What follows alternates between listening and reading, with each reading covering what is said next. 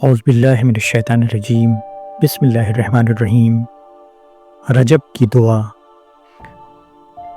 رجب مہینے میں پڑھنے کی دعا یا رجب کا چاند دیکھنے کی دعا اور اس دعا کی پوری فضیلت آپ کے سامنے حاضر ہے۔ رجب ایک بہت ہی بابرکت اور حرمت والا مہینہ ہے۔ رجب ان 4 مہینوں میں شامل ہے جنہیں حرمت کا مہینہ کہا جاتا ہے۔ ذی القعدہ، ذی الحج، محرم اور رجب یہ 4 مہینے حرمت کے ہیں۔ اس کا مطلب یہ ہے کہ ان 4 مہینوں میں گناہ کا بوجھ بھی زیادہ ہوتا ہے اور نیکی کا اجر بھی کئی گنا زیادہ ہوتا ہے۔ ان حرمت کے مہینوں میں ظلم، لڑائی جھگڑے، ناانصافی سے خاص طور پر بچنے کا حکم دیا گیا ہے۔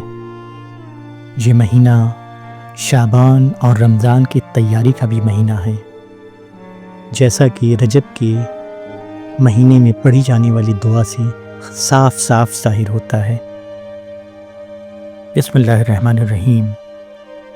اللہم بارک لنا فی رجب و شعبان و بلغنا رمضان۔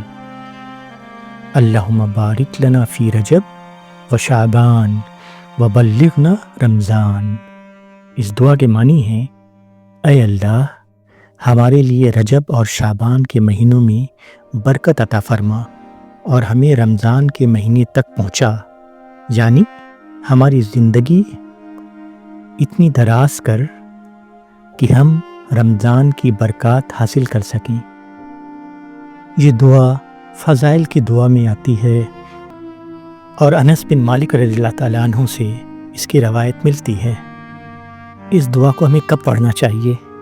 اس دعا کو ہمیں رجب کا چاند دیکھ کر پڑھنا چاہیے، پورے رجب مہینے میں پڑھنا چاہیے، رجب اور شعبان کے پورے مہینے میں اس کی تلاوت کرنی چاہیے، نماز کے بعد اسے پڑھنا چاہیے، رمضان شروع ہونے سے پہلے خاص طور پر اسے پڑھنا چاہیے، کیونکہ رجب کا مہینہ رمضان کے مہینے کی تیاری کا اعلان کرتا ہے اور بندہ دل سے اللہ سے دعا مانگتا ہے کہ اس کی عمر میں اتنی فراغت عطا فرما کہ وہ رمضان دیکھ سکے۔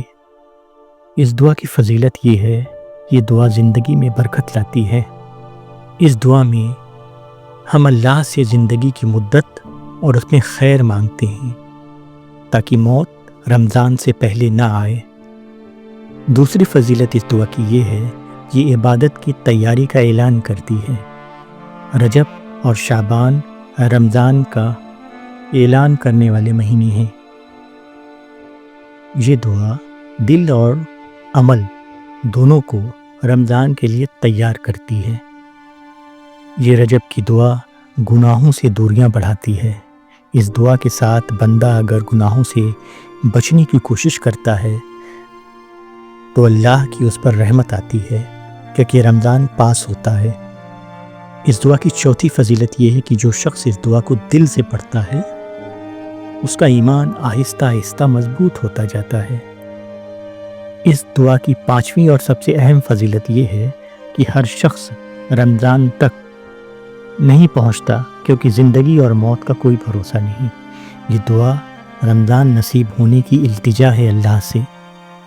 یہ دعا ہمیں عمل کا راستہ سکھاتی ہے اور دکھاتی ہے۔